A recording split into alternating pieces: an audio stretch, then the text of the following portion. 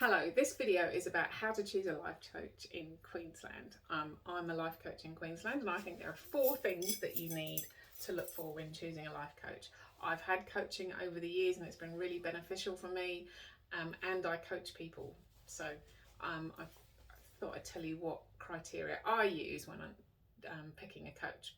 So the first thing is trust. So when I go on someone's website, if they've got a Gmail address as their email, that is a big red flag for me, because if you haven't been serious enough to make your life coaching business a legitimate business in Australia, then you're not the person for me. So I look for, is their email address finished with .com.au? The other thing is I read about them, so I'll read Google reviews, I'll read blogs that they've written, I'll read testimonials about them, I'll go on their business Facebook page. Have they got an Instagram account? Are they on Twitter? Are they on LinkedIn?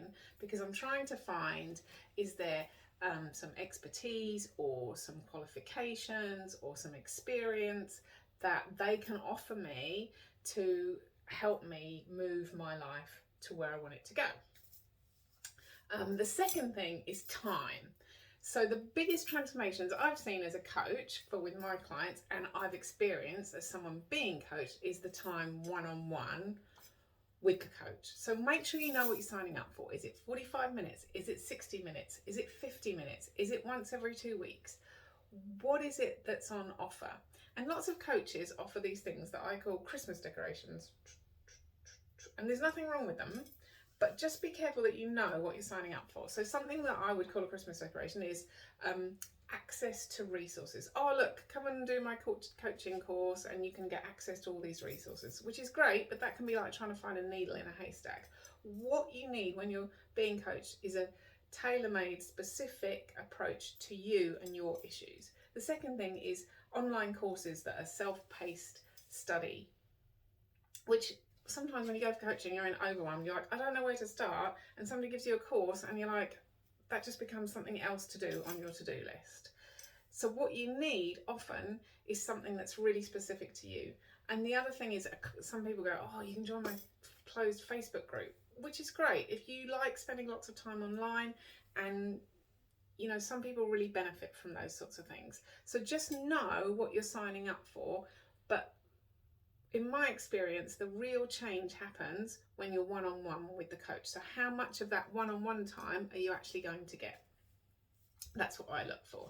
The thing that I do from people that I coach that I think that adds value is I write the notes up following the session, because when you're in it and when you're thinking about your life and you're working it out with someone else, often you're not in the space to be writing things down.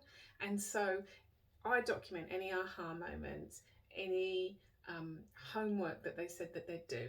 I give them resources. Here, read this, watch that, think about this, so that I can propel them forward. Because my current client is the best advert to my next client. And I don't want them to have to work so hard that they walk away and go, that was great, but what did we talk about again? It's not just about having a coach, it's not about having a warm feeling inside, it's about putting everything in place so that you achieve change.